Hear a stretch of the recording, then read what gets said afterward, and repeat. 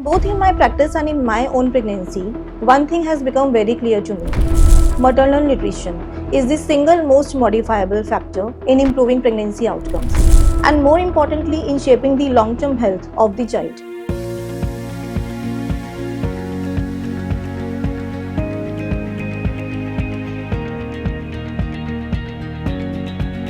Hello, myself Dr. Monica Rajput, Senior Gynecologist and IVF Specialist at Yashoda Medicity. And I am currently 36 weeks pregnant myself. And both in my practice and in my own pregnancy, one thing has become very clear to me. Maternal nutrition is the single most modifiable factor in improving pregnancy outcomes and more importantly in shaping the long-term health of the child. There is strong evidence from the Bacchus hypothesis and DOHAD framework that the intrauterine environment plays a very important role in fetal programming.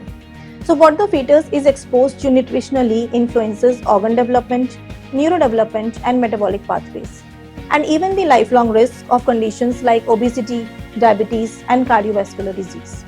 So for me, nutrition is no longer just about delivery outcomes, it is really about lifelong health. In antenatal practice, a lot of women we see, even those who are urban, educated and seemingly well nourished, actually have multiple micronutrient deficiencies. And this is what we call hidden hunger. In our practice, we also notice the Indian thin fat phenotype, where babies may be born with a lower lean mass but relatively higher fat percentage, which puts them at a higher risk of metabolic disease later in life. So when you really think about it, this programming begins in utero. But despite knowing all this, if I reflect honestly on routine antenatal care, our nutritional intervention is still largely limited to iron, folic acid and calcium. Of course, they are important, but they are clearly not enough. So diet is something we always emphasize with our patients, but in reality, making behavior changes is not easy. And even when patients do adhere, it is often not sufficient to meet the increased demands of pregnancy or to correct pre-existing deficiencies. So nutrients like vitamin B12, vitamin D, iodine, zinc, choline and omega-3 are often not adequately covered and continue to remain gaps throughout pregnancy. So there is another big issue, compliance. In real life, when we prescribe multiple supplements separately, it is not easy for patients to follow. And iron tablets are the classical example. So we all know how important they are, but we also know how common GI side effects like nausea, constipation, bloating are. So we acknowledge this, but we don't always solve for it. And many patients quietly stop taking them. When I myself got pregnant, all of this became very real for me. And as a doctor, I understood the science. But as a patient, I experienced challenges. So I realized how difficult it actually is to take multiple pills every day and how easy it is to miss something important. So I found myself looking for a more structured approach, something that goes beyond basic supplementation and gives more comprehensive support, aligned with the needs of each trimester.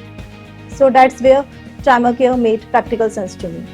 Trimacare 1, 2, 3 bring together essential micronutrients in a more organized way, designed specifically for each trimester of pregnancy.